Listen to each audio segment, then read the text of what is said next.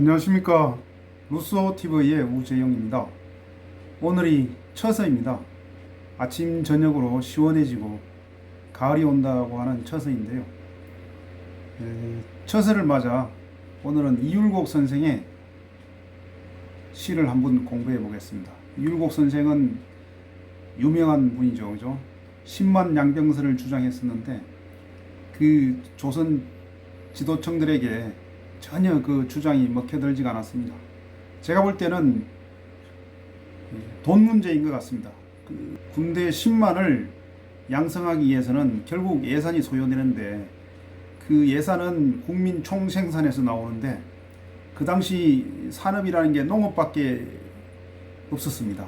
근데 그 농업이라는 게 관계 수로도 제대로 안 돼 있고 흉년이다, 가뭄이다, 농기구가 제대로 있습니까? 아니면 뭐 무슨 도로망이 있습니까? 뭐 지게를 지고 이렇게 하는데 그 어떻게 그 제대로 물자가 수송이 되고 하겠습니까? 그죠? 그런 그 낙후된 환경 속에서 군대를 양성한다는 것은 불가능한 일이고 결국은 뒤에 임진왜란이 일어나 가지고 이제 패배를 당하는데 이 선조 임금이 그 북쪽으로 피난을 갈때 임진강가에 있는 그 이율곡 선생이 만든 화석정을 불질러 가지고 그 불빛을 마치 조명 삼아서 이제 강을 건너서 북으로 피난을 갔다 하고 하는 그런 그 일화가 있습니다.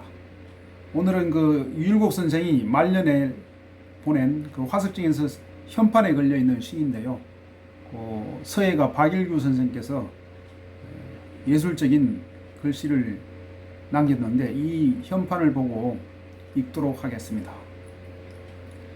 임정추이만 하고 소객의 무궁이라 숲속에 있는 정자에는 가을이 이미 깊어 왔는데 나그네의 근심은 끝없이 이어지는구나. 우원수 연천벽이요 상풍향일홍이라 멀리 강물은 하늘로 이어져 푸르르고 서리를 맞은 단풍은 해를 바라보며 붉게 물들어가는구나. 푸른 강과 붉은 단풍을 시각적으로 대조시켜 놓았습니다.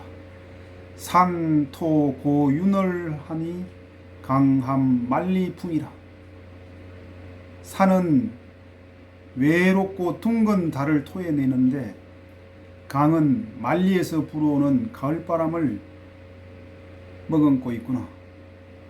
산이 있으면 계곡이 있고 계곡이 모여 강이 되고 이 강에서 이제 우리가 농사도 짓고 이 산과 강은 우리 한국인들의 가장 친숙한 자연인데요. 그 산에 석양이 지니까 보름달이 떴다고 합니다. 그 둥근 달인 보름달인데요. 보름달이 외롭다고 하는군요. 뭔가 가을이 되니까 외롭고 쓸쓸한 그런 걸 이제 외로울 고자를 쓴 것 같습니다.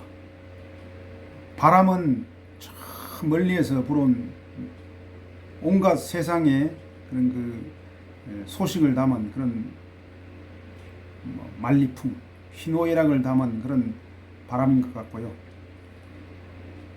이 대목에서 바이올린 음악을 하나 들어보겠습니다.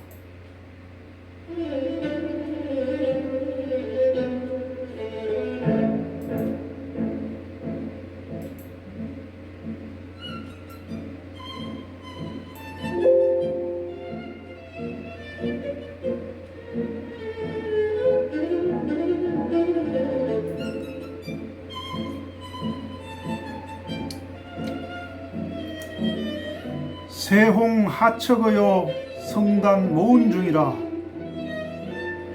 변방의 기러기야 너는 어디로 날아가는가. 기러기 울음소리는 저문 하늘의 구름 속으로 사라져가네. 이 기러기가 서울에 있는 기러기가 아니고 변방 어느 하늘가 끝에 시골에 있는 기록인데요. 이것은 시인 자신을 의미할 수도 있고 우리 일반 서민 대중을 얘기할 수도 있고 그 기러기는 어디로 날아가는가? 우리 한 치 앞을 내다볼 수 없는 그 인생의 그런 어려움과 무상함을 이 5글자로 표현한 것 같습니다. 그 기러기 울음소리는 저문 가을밤에 구름 속으로 사라져서 조용히 들리지가 않는구나. 가을에 느끼는 예수의 감성을 잘 표현하신 시 같습니다. 감사합니다.